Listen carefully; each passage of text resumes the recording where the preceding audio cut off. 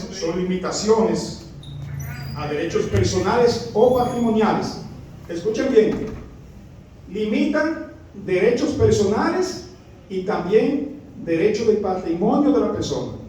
Entonces, vamos a conocer cuáles son las clasificaciones de la medida de coerción más adelante. Y también estas deben de ser motivadas por el fiscal que la solicita, deben ser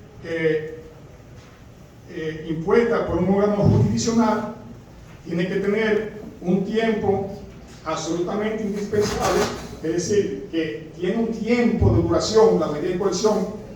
También debe de tener lo que es la tipificación de la ley penal que se ha violentado, y todo esto es con el único objetivo de asegurar la presencia de la persona imputada al proceso. Otros dicen también, y la norma dice, que también asegura lo que son a las víctimas y lo que son a los testigos del proceso. Entonces, en base a esto es que se impone una medida de coerción en base a su definición. El artículo 222 del Código Procesal Penal habla sobre el principio general y nos dice que toda persona tiene derecho a la libertad. Una vez más nos dice: carácter de excepcionalidad impuesta por una resolución judicial motivada y estricta. Tiene que tener un tiempo absolutamente indispensable, es decir, tiene un inicio y tiene un final, a los fines de, vuelvo y digo, la presencia del imputado, evitar la destrucción de las pruebas que ha de servir en la investigación que se está llevando a cabo, también proteger a la víctima, proteger a los testigos, y también todas las medidas de coerción que son impuestas son revocables o removables, esto es decir, que no son fijas. A partir de esta definición que acabo de dar y el artículo 222, entonces podemos señalar las características que llevan las medidas de coerción. ¿Y cuáles son esas características?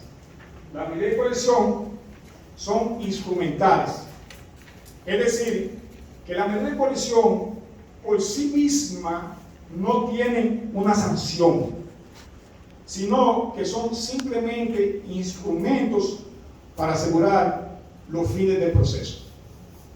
Esto quiere decir que la imposición de una medida de coerción no se puede ver como una pena anticipada, sino es con ese fin de asegurar la presencia del imputado al proceso.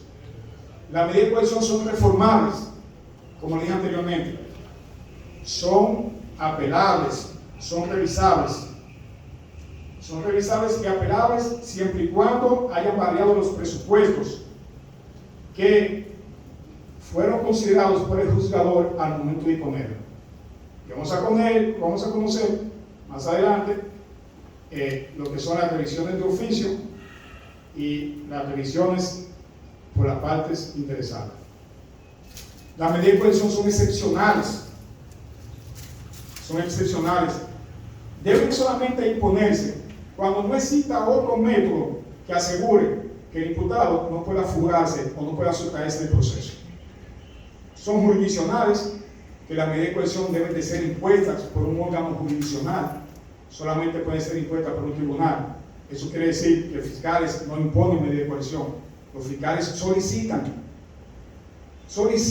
la imposición, pero no es la fiscalía, y que la fiscalía le impuso 6 meses, un año. No, la fiscalía solicita la imposición y el juzgador la impone.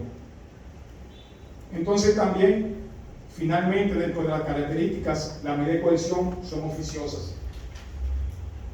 Eso quiere decir que el juzgador no la puede imponer por sí mismo.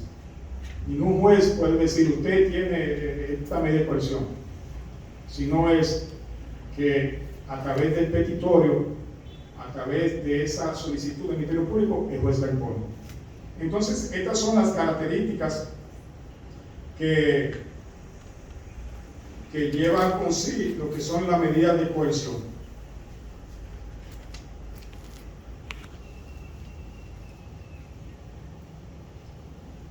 Cuando le dije que las medidas de coerción afectan lo que son a las personas y al patrimonio, esto es porque hay una clasificación. Y la medida de coerción se clasifica en medidas personales y medidas reales. Las personales, como su nombre lo dice, son las que afectan, las que limitan la libertad de la persona. Todas las medidas de coerción, todas, sin excepciones, limitan la libertad. ¿Por qué? Porque lo está atando a un proceso. Y entonces, las reales, entonces, afectan a lo que son los bienes, el patrimonio de la persona imputada. Vamos a conocerlo más adelante. Y si se fijan que estoy diciendo, vamos a conocerlo más adelante, porque estamos en el principio. Hay café, no se me vuelva. Esto es para algo. Entonces, quiero hablar sobre lo que son la citación del imputado, artículo 223 del Código Procesal Penal. En los casos en que sea necesaria la presentación del imputado, procede la citación. Si yo pongo una querella de X persona, me hizo esto, no se puede emitir una orden de arresto.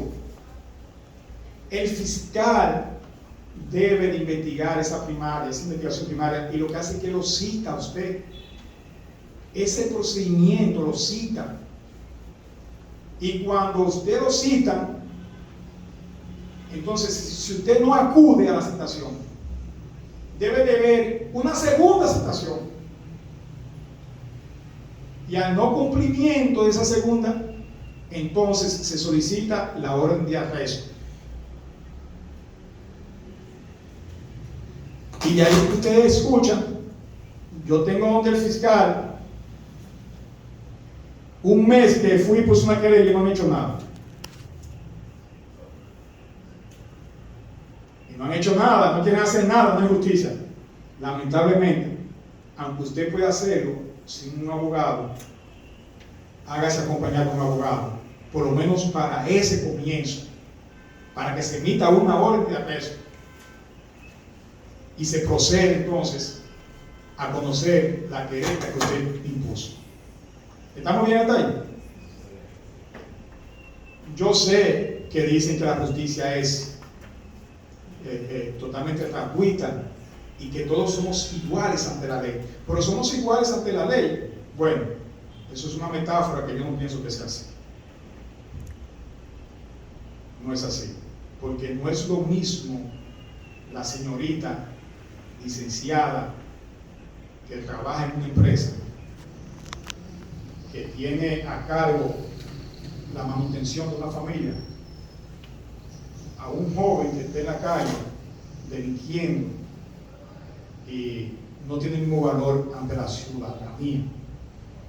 Y eso también aquí en la justicia existe. Lo que no es, hay una igualdad de esos principios fundamentales de que usted tiene que conocerse, ¿verdad? Como igualdad, todo, pero no es así. Porque desde el mismo momento que se conoce la solicitud de coerción, la defensa tiene que aportar presupuestos.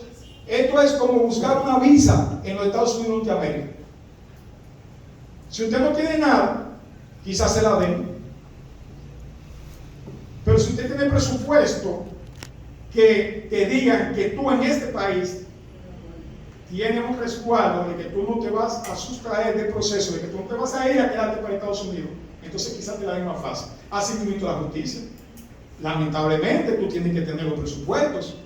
Entonces, esas son de las cosas que vamos a conocer, ¿verdad? Entonces, lamentablemente, vuelvo y digo que lamentable, de que por eso decimos que la cárcel está llena de pobres. Porque si el pobre no tiene una casa fija, no tiene un documento de identidad, no tiene un trabajo, no tiene una familia, no tiene cómo decirle al juzgador que tú no te vas a sustraer del proceso. ¿Verdad? ¿Preguntas hasta el momento? ¿Aportaciones?